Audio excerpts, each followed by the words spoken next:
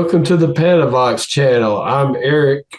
And I'm Joe. And on today's episode, we're going to be talking about hair metal bands. Yay! And about kind of how we've changed on hair metal bands. Hair metal was a big, some of you watching this may not know what's hair metal. Well, hair metal was one particular genre of rock and roll or heavy metal music that emerged in the 1980s. And I'm not a rock and roll historian, but I'll do my best. Bear with me. I think that you can kind of look at hair metal as kind of merging maybe two trends that kind of predated it, which would be glam rock and heavy metal. Some of you could maybe argue that heavy metal had its beginnings in the late 60s, early 1970s. Glam rock maybe came into being around the same time. And then you could argue that hair metal was kind of where the two genres kind of hybridized or kind of combined into one new genre, fusing those two things together. At least that's how I look at it. Correct me in the comments if I'm wrong. But hair metal, I think, really became a big thing in the early 80s, maybe more towards the mid 1980s, and then was going strong throughout the mid 80s all the way till the end when it was kind of knocked down into the dark well by grunge.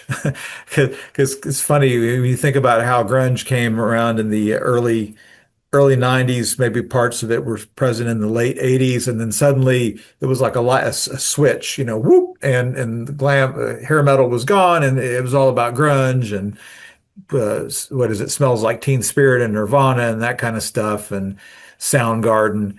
But there was a period of time, like I said, from maybe the early 80s, mid 80s until the late 80s where hair metal ruled. And then again at the end of the 80s, early 90s, there was a real strong backlash against it. Now, some groups managed to survive that transition. We had Motley Crue is probably maybe the most noticeable example. Managed to endure past that grunge metal, sorry, grunge music thing that knocked out hair metal. At least that's how people tend to look at it. But Motley Crue continued on. I don't know if they were as so intensely hair metal after the grunge period. Maybe they shifted more into a rock and roll thing. But yeah. But there's more. Of course, there are more representatives of hair metal than just Motley Crue. So, did I give a good enough introduction there, Eric? What else? What else can you say about this Yeah, topic? that sounds good. That sounds Okay. good. Yeah. All right.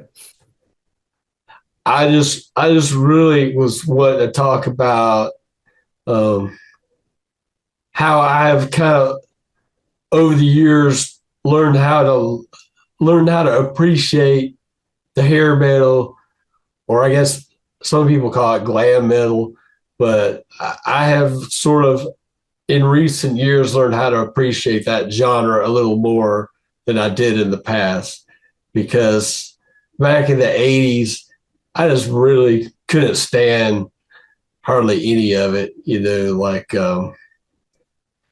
Motley Crue and all those kinds of bands, Scorpions, and I was just not a big metal guy. Like I liked a lot of the 70s type of hard rock bands like Led Zeppelin and uh, stuff like that. But I don't know. I just wasn't big into the metal, and I guess in recent years I've learned how to appreciate it a little more. Like it was a few years ago. Like I was out Christmas shopping, and it was like mostly just Christmas music on the radio, and so I pulled into the Target parking lot. I was gonna go inside and buy, a Christmas present or something. And so I'm pulling into the parking lot, and like I've got it on the classic rock station because they're like the only station that's not playing Christmas music. And then all of a sudden, Bang Your Head by Quiet Riot comes on. And I used to hate that song back in the day, but all of a sudden when I heard this song in the Target parking lot, just all of a sudden it was just like a revelation. It was just like it was just like the most amazing thing I'd ever heard. All of a sudden, it's like, and I probably hadn't heard that song in like maybe like 20 years or something. But I just sat there in the parking lot, listened to it, and I was like, wow, this is a really good song, And I was like, bang your head. I don't know. I don't know if it was just because there was so much Christmas music on the radio, and I just needed some kind of like release from all that. Well, the weather outside is fine. Like, all the incessant Christmas music that just drives you crazy every year. It's like I can appreciate some of the Christmas music, but it's just they just hammer it into you so hard, But that was kind of an interesting moment for me because like Quiet Riot, I did not like Quiet Riot at all back in the day, But now all of a sudden, I discovered that I like Bang Your Head, and I had some like. It's just interesting how your tastes change over the years, because like stuff I didn't like at all when I was younger, I've kind of learned to appreciate a lot more, Yeah, yeah. But another song like that for me was Rock of Ages by Def Leppard. Yeah, yeah, yeah. And I'm not a Def Leppard fan at all, but that for some reason that song, like, I heard it one time and it was just, I just thought, wow, that is a really, really good song, and it's like, I don't like any of their other songs, but that for some reason, that Rock of Ages song, it just sounds like, I don't know, it's just got this real dramatic kind of feeling to it, like there's just something about it. But yeah. and then after that, I started to like actively kind of seek out some of the hair metal music that I would have listened to at all back in the 80s. It's like I knew a woman, she was like a singer, and we were like trying to put a band together at one point, but she was a big fan of Cinderella. And so like I went on to YouTube and listened to like one of Cinderella's albums, and it was actually pretty good. It turns out Cinderella was pretty good. They wrote some pretty good songs, Yeah, they did. And, and Ratt, I think they actually had a couple of songs I liked back in the 80s. Yeah. But I never went out and like bought any of their albums or anything. But I thought the couple of songs by them I heard, what is it? Round and Round, and That's a classic, Round and Round. Yeah. Lay It Down. I thought both of those were just really good songs, and I finally got around to listening to their first album, and that is just a really, really good album. That first Ratt album. They might have other good albums too. That's just the only one I've heard so far. But so I've been learning to like appreciate this music, but I'm kind of grateful that I'm able to become more accepting of something, a music style that I was just so closed off to in the past. It's kind of like a feeling of relief for me. Yeah. Sort of coming to terms with the music. Well, one point that you made that makes me wonder, I don't know if this is exactly what you said, this is kind of how I took it, but that maybe the music has a different feeling or significance today than it did at the time that it came out. And I think that like some I don't know, like some of this stuff, maybe some you could say that it's aged better than you thought it would, or it sounds it's more relatable now in some ways than it was back then. Um, like Ratt, I think at the time that it came out, this is just one example. At the time that it came out, I had a sense, yeah, at that time, I think I had a tendency to be a bit skeptical of anybody that was really big on the charts because it's just like Mhm. there's a bandwagon effect. Everybody's listening to it. It's on the radio constantly. It's in heavy rotation on MTV. And then, Right. there's a part of me that just goes, well, if everybody's getting into it, how good can it be? I mean, it's kind of like it's like the nerd factor that comes in where I want to be listening to something that most people ignore or don't know anything about because I just feel I just felt like that maybe there was something better that people were missing. It's just kind of always been my mentality about music.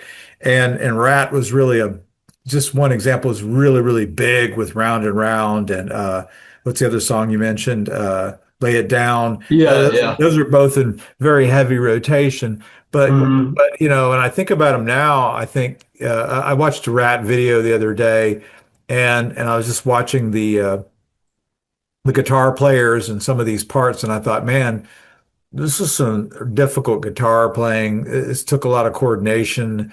They were pretty tight, Mhm. and the singer was quite good. Just he put. I mean, I don't know how he put his voice to. Some of those songs are really hard to sing. Guys Yeah. really really wailing hard on there, and it just seemed like I can imagine if I was Rat on tour having to sing like that. There's one thing where I think it's Stephen Percy, I think is the guy's name, the lead singer, and he was doing a live version of Lay It Down, and or no, it was Round Around, sorry. And I thought if he has to sing like this on a concert tour, he's going from one show to the next. I don't know why his vocal cords aren't just absolute, shredded, having to sing like that all the time. So I was like, Yeah. oh, that's pretty amazing. He could do that. But yeah, they put a lot of feeling, a lot of passion in what they were doing. And Cinderella, like you said, just some of their music is very majestic. I think the problem with Cinderella is that uh, I mean, I don't mean this as a criticism, really. It's just an observation. I mean, we kind of focus on the visual part of what an artist does. And if you heard some of these Cinderella songs without seeing them, and when their get up, because their get up was kind of elaborate, they look kind of Yeah. like look like Right. they kind of did look like princesses in a way. So it's kind of Yeah, they androgynous kind of thing. But right. if you just listen to the music. It's very, like you said, very well done. They used a lot of acoustic guitar. They used a lot of sophisticated arrangements and stuff. Cinderella was doing some really, Yeah. high class type of music, Yeah, and they and are yeah, good musicians and good songwriters. they I, really were. So I don't know. But when I see the guy with his lips painted, looking, wearing the princess outfit and going, I'm just kind of like, there's a part of me that just could not really get into that. yeah. But I was like, yeah, you got to be fair. This is a good. If it comes on the radio, I ain't turning it off. I like it. Yeah. So got to be Yeah, honest. there are still some of the '80s metals bands that I still don't like that I could never really get into. Uh, like that band Wasp. Like I thought they were horrible. Like Yeah. the guy had the one video. He was like being real sadomasochistic towards like a woman in like one of their videos, and he was like he had like this girl submerged in this tank of water, and he was like stomping on her, trying to drown her or something. And I was like, no, man, I don't know what that band was all about, But What was that I band don't know. called? Maybe they're not. They might not have been like glam metal. That might have been a different kind of metal, like shock rock metal or what. I don't know what you would call Wasp, But it was, They had the beauty salon hair thing going on, right? Yeah, So that was enough to qualify them as hair metal. hair But metal. Yeah, I I, guess I yeah, have they've got the hair qualification for that. there's only one song though from that genre that I would say that just qualifies as a real stinker. That's just like a real something that I just can't muster up any respect for at all. There's one song, I believe the name of the group is Warrant, if I remember it correctly, and it's called Sweet Cherry Pie, and he goes, Sweet Cherry Pie, it's Is that the one that goes on? She's my cherry pie. yeah, Yeah, that's like kind of that's like silly. That's like Yeah, achy breaky heart for hair metal. Remember Billy Ray yeah. Cyrus? There's, That's like the hair metal version of achy breaky there's heart. not much artistic merit to that one. I don't. Yeah, I don't get the appeal. Like some of these metal bands weren't the best lyricists in the world. Well, I mean, you just have to call that for what it is. It's just somebody came up with an earworm, and it's like I can imagine these Yeah, other members of the band is like they're going like, "Oh man, I don't want to play that." And he goes like, "I'm telling you, it's an earworm. It'll make us rich." Like, are you sure, man? Yeah, I'm telling you, we got to do it. We got to pay our bills, man. Oh, okay. yeah. It it's got that sing along chorus. That was a big thing with the Yeah. hair metal bands for a while. Like it's like you got to have that sing along chorus in there to make it all like memorable and whatnot. So they'll hold the cigarette lighters up in the air Yeah, during the concert. everyone will go. She's my chamber. And then girls on it going, I want to be your cherry pie, baby. Yelling at the band or whatever. I don't know. Yeah, you know what, man? That's like the soundtrack to my life. You know. Well, I mean, I think that's how you're supposed to take a lot of this stuff is like it's supposed to be the soundtrack of your life when you're making Yeah. out with your girlfriend in the back of the car, it's like, that's we were Well, listening to some I have sweet a cherry question pie. for you What, that I yeah. just thought of. Yeah. Was Guns N' Roses, would you consider them hair metal? No, I would not. I would Uh, say I think that with Guns N' Roses, you're kind of like in maybe like pre-grunge even. It's like, yeah, yeah, they kind of had their own unique thing, I guess. They were like yeah. sort of metal and a little bit grungy and just, Kind of yeah, Zeppelin. like sort of the transition maybe between the two. Because they weren't spraying their hair and teasing it up big like the hair Yeah. metal bands. They were just like kind of just let it hang down. Like Yeah. anyway, I Yeah. don't. No, I mean, I yeah, remember that joke that yeah. they made about Axl Rose on Saturday Night Live, where the guy was telling Axl to get some Perk Plus because his hair was just like so straight and not like didn't have much fluff to it. Yeah, maybe he had it ironed. He put it in a press to iron it straight or something. Yeah, he ironed his head. Well, no, no, you have these things, these like clamp irons, and you just get them on your Oh, hair, and it straightens your hair out. My sister does that, because she has curly hair like oh, me. Yeah, you can oh. actually iron your hair I straight. don't know about all that.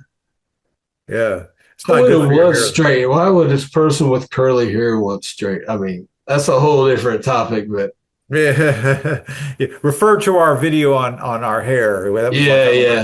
first We'll video on have the to do hair. another hair video. So But getting back to the topic of hair metal, Motley Crue, as I mentioned earlier, I think they were kind of like the leaders of the whole hair metal movement, if you could call it that. yeah, I got to give some respect to Motley Crue. They were real musicians. It's like I mean, there were some theatrics from what was it, Vince Neil, I guess. He's kind of an interesting guy. Bad temper. I would not want to say anything critical of him on this video because he might come to my house and punch me in the face. I'm Well, just kidding, but Axel will be there first, yeah, Axel will be there first. and then Vince will be standing in line behind him. Yeah, yeah. I'm not criticizing him. I've just heard about him, blowing his top when he felt disrespected and just going after people. Yeah, So I'm like, I'm not going to say anything disparaging about him, but he's I think, in my view, is very good vocalist. Had a great stage presence when he was at his peak. And Nick Mars, fantastic guitar player. Did some really amazing stuff with his tone. With his, it's funny because Nick Mars came out of he had been playing rock and roll a long time before he joined Motley Crue, and he brought a lot of classic rock and roll chops to the band. It just kind of ran it through a different type of setup, get a different kind of sound. I was reading about how Motley Crue kind of got their particular kind of sound on one of their first albums that Mick Mars had gotten a producer. I mean, sorry, the Motley Crue had gotten a producer, and he said, "I want to shape your guitar sound to Mick Mars."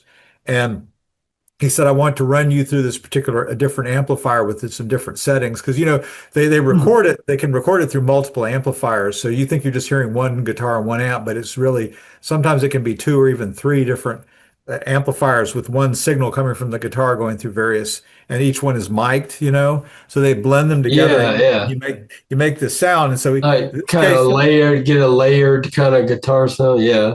right. In this case, he had the one he liked to use, which I think was a Marshall amp, and then the other one he had some other type of amplifier that Mick Mars didn't normally use, and the engineer put some settings on it and gave it a really dirty sound. And initially, Mick Mars says that doesn't sound very good, and the guy said, humor me, play this, and if you don't like it, we can remove that part of the mix, do it over, whatever. And it came through with these it was a blend of the cleaner amp with a really extremely dirty one.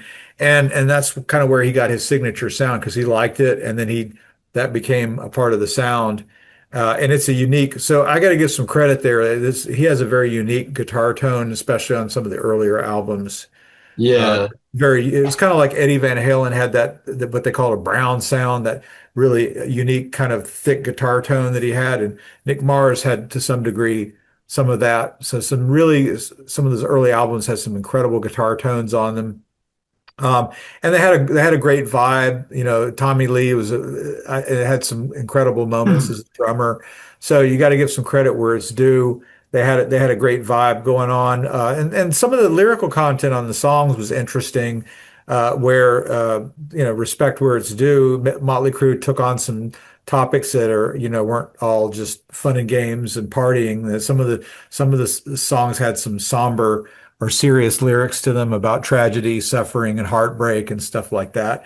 So yeah. But in their shows, they were kind of they could be a little bit outlandish looking and behave in kind of crazy ways, make you not take them as seriously. But I don't know, with them it was kind of mixed. Other of these glam groups, though, you have a list there. Is there somebody we haven't mentioned though that we want to talk about? Well, I just want to say that I was not a Motley Crue fan at all. I'm still not a Motley Crue fan, but I heard Luke's That Killed recently, and I think that's pretty good song.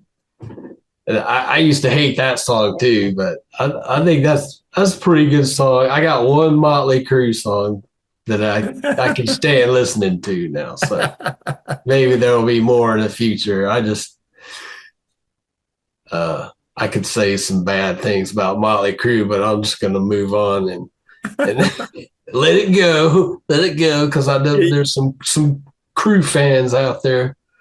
But yeah, this is for Vince Neil. He'll be coming to my place after he's. Well, you just said some pretty good things about them, so I think you're off the hook. now. Yeah, I think So, Vince might just give me a pat on the back rather than a broken nose. So can yeah, only there's some other interesting metal bands from the '80s that I thought were pretty good, like Zebra. I don't know if they're considered metal really. They sound a lot like Led Zeppelin, Mhm. and they've got a really good singer who's also the lead guitarist, Oh yeah. and he's a great guitarist and a great singer. So, like, I can definitely get into some Zebra. There's another one I like called Enuff Z'nuff, Hmm. and um, they're kind of Beatles influenced, like so sort of like they're almost like psychedelic glam metal or something, But I thought they had a real interesting approach, like a real different kind of sound, but they're Yeah. pretty good too. But Mhm. so anyway, yeah, that's my attitudes has changed a lot toward that whole genre of music. There's still a lot of those bands I don't care for, but I got to give credit to some of those guys are just making really good music. So Right. I think there's been a resurgence in interest in the hair metal bands from the 80s, and some of these guys are still around, still doing some shows. Rat recently started touring again.